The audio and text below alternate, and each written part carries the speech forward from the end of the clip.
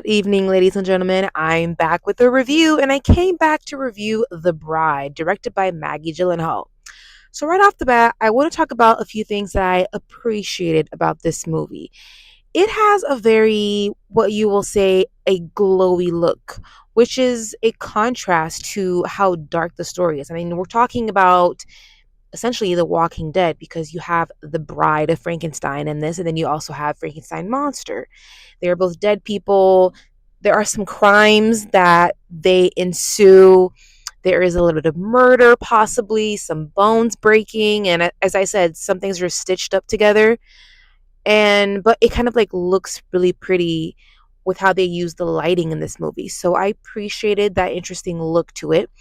And then Jessie Buckley, I mean, everyone is saying she is going to win the Oscar for Hamnet, and I can understand why. I saw that movie. It's a very powerful performance. Not my type of movie overall, but it's very hard to deny that she's a great actress. And I think she's very good in this too. However, now moving on to my mostly negative criticisms of this movie, I was just very, very bored. I was. I think it just runs too long. The movie a lot of times feels more like I'm watching a staged play. And I think because there's these interstitial voiceovers that happen, there are some monologues that happen. And it's very good acting from Jessie Buckley, who's like the protagonist, well, the, I guess, antagonist of this.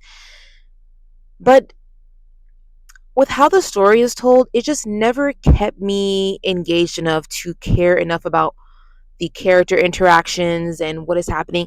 It just kind of moves along like we're going from this location and now this location. Some crazy things are happening here. The movie feels very, very scattered. It feels just unfocused. I struggle to really know what exactly was the goal from Maggie Gyllenhaal. They use a device in here that I would call it kind of like a story within a story. It made me think of the Never Ending Story. Do you remember that movie? But it's hard to quantify into words just exactly why that was used in there. It's kind of, I mean, it has me thinking, okay, is the author of this story, like the author in the movie, is she projecting her own self, her own life into the story that she is trying to write within the world that the movie is creating? And if she is, what exactly is the goal here? Like, why is this cathartic? Why does she need to bring this out of her? I feel like I was missing context. So it just felt like we're splattering a bunch of possibly interesting ideas here, but it just never fully really comes together for me. So that made it hard for me to invest in the story. It made it hard for me to invest in the characters. And so I think that is why I was just really bored. I'm ashamed to admit this, but because I wasn't sitting next to anyone, I felt okay to kind of like pull out my phone a few times and see like, what is happening, what time is it, which is never ever a good sign. If I'm sitting in the theater, I should be completely engrossed in the world that the filmmakers have created, and I just wasn't.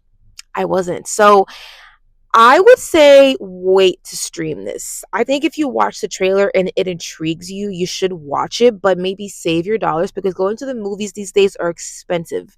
So wait to stream it. I don't think you need to go to the theaters to watch this one, guys. Thank you guys so much for watching my review. I really appreciate it. If you are enjoying this content, please hit the like button, hit subscribe, and I'll catch you guys next time.